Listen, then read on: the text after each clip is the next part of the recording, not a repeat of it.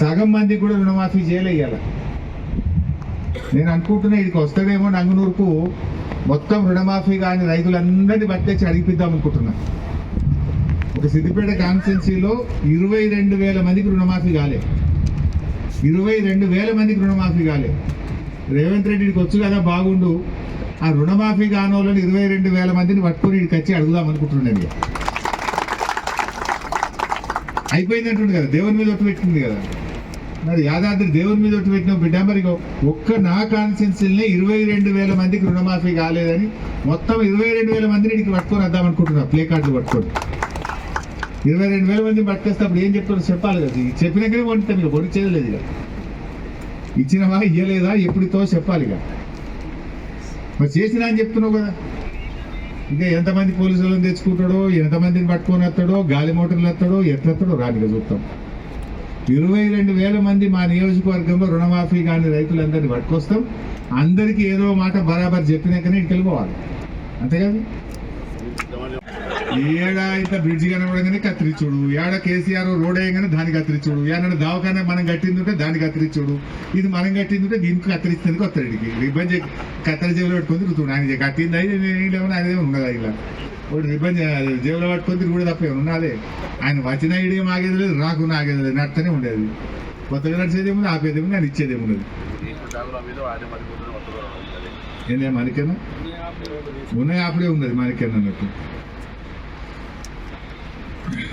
రుణమాఫీ కూడా చేయలే ఈరోజు. సరే, ఇంకొక వేరే విషయం, దీనికి సంబంధం లేని ఇంకొక విషయం కూడా మాట్లాడాలనుకుంటున్నాను. ఇవాళ రేవంత్ రెడ్డి గారు ఒక సినిమా థియేటర్ ఓపెనింగ్ పోతున్నాడు.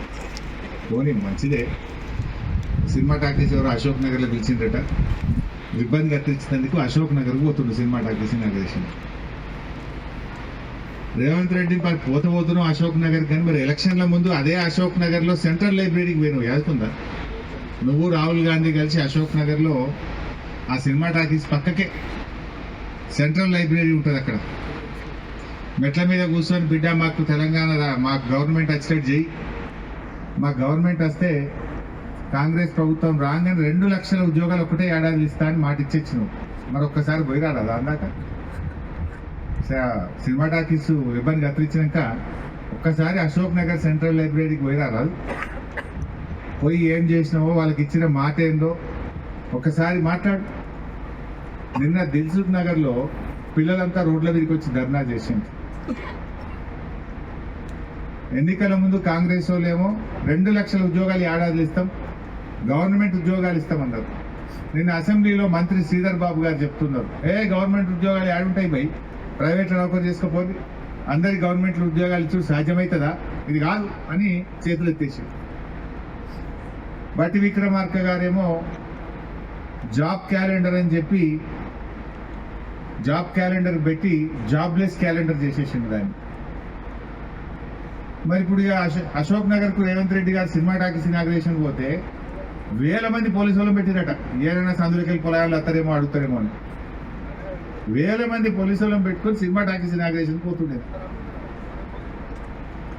ఇప్పుడు నిన్న మొన్న దిల్సుఖ్ నగర్లో పిల్లలు పాపం ఏమైనాయి మా 2 లక్షల ఉద్యోగాలు, ఏమైంది మా జాబ్ క్యాలెండర్ అని అడిగితే వాళ్ళ ఈపులన్నీ వాయగొట్టింది, బూతులు తిట్టింది పోలీస్ అధికారులు. మనం చూసినాం సోషల్ మీడియాలో ఆ నిరుద్యోగ పిల్లల్ని నోటితో ఉచ్చరించలేని భాషలో బూతులు తిట్టుకుంటూ ఈపులన్నీ పగలగొట్టిండ్రు, రక్తాన్ని చిందించే విధంగా కొట్టిండ్రు పిల్లల్ని. ఇప్పుడేమో ఈయన అశోక్ నగర్కి పోయి సినిమా టాకీస్ ఇనాగ్రేషన్ చేస్తారు. నేను రేవంత్ రెడ్డి డిమాండ్ చేస్తున్నా, సరే సినిమా టాకీస్కి పోతావా, యాడికి పోతావో నీ ఇష్టం, నేను దాని గురించి మాట్లాడా. కానీ అదే అశోక్ నగర్లో నువ్వు ఇనాగ్రేట్ చేసే సినిమా థియేటర్ పక్కనే అశోక్ నగర్ సెంట్రల్ లైబ్రరీ ఉంది. అక్కడికి వెళ్ళి పిల్లలకు ఆనాడు నువ్వు ఏం మాట ఇచ్చినావో, ఎన్ని ఉద్యోగాలు ఇచ్చినావో దాని సంగతి చెప్పు. దాకా పోయి అశోక్ నగర్ సెంట్రల్ లైబ్రరీ దాకా పోయి నీ జాబ్ క్యాలెండర్ సంగతి ఏందో, నీ నిరుద్యోగ భృతి ఏందో, ఆడపిల్లల స్కూటీలు ఏందో, నీ 2 లక్షల ఉద్యోగాల కథ ఏందో చెప్పు. అక్కడ మాట్లాడాలని చెప్పి నేను ఈరోజు డిమాండ్ చేస్తున్నా. నువ్వు సెంట్రల్ లైబ్రరీకి పో. ఎందుకు గంతమంది సినిమా టాకీస్ ఇనాగ్రేషన్కు 1000 మంది పోలీసులు ఎందుకు? 1000 మంది పోలీసులను పెట్టుకొని సినిమా టాకీస్ ఇనాగ్రేషన్ చేస్తావు ముఖ్యమంత్రి. మరి ఎన్నికల ముందు అయితేనేమో ఆడికి పోతివి, ఇప్పుడు ఎన్నికలు అయిపోయాక ఈ అశోక్ నగర్ సెంట్రల్ లైబ్రరీ యాడికి వస్తలేదా? అదే సరూర్ నగర్ స్టేడియంలో ప్రియాంక గాంధీ గారిని తీసుకొచ్చి ఆనాడు యూత్ పాలసీ అని డిక్లేర్ చేసినావు కదా. పిల్లలకు ఎగ్జామ్లకు ఫీజే ఉండదు అన్నాడు, ఇప్పుడేమో ముక్కు వెండి ఫీజు వసూలు చేస్తుంది. 2 లక్షలు పక్కా అన్నాడు, నిరుద్యోగ భృతి 5,000 అన్నాడు, స్కూటీలు అన్నాడు, జాబ్ క్యాలెండర్లు అన్నాడు, బ్యాక్లాగ్ పోస్టులు రిక్రూట్ చేస్తా అన్నాడు. ఇవాళ అన్ని ఎగబెట్టిండు. పోలీసు వాళ్ళని పెట్టుకొని ఇక ముంగట 4 వెనక 4 బండ్లు పెట్టుకొని సాటుకు తిరుగుతుండు. ముఖ్యమంత్రికి ధైర్యం ఉంటే, చిత్తశుద్ధి ఉంటే, నిజంగా నిరుద్యోగ యువతకు నువ్వు న్యాయం చేసిన నమ్మకం ఉంటే నువ్వు Ashok Nagar central library visit చేయి. లేదంటే తోక ముడుచుకొని పారిపోతే నువ్వు నిరుద్యోగ యువతను మోసం చేసినట్టుగా భావించాల్సి ఉంటుంది. చరిత్ర సృష్టించినోడు ఇప్పుడు ఆ చరిత్రని తిరగరాయబోతున్నాడు. అబద్ధాల గోడల్ని బద్దలు కొట్టి నిజాలను రాగా మీ ముందుంచబోతున్నాడు.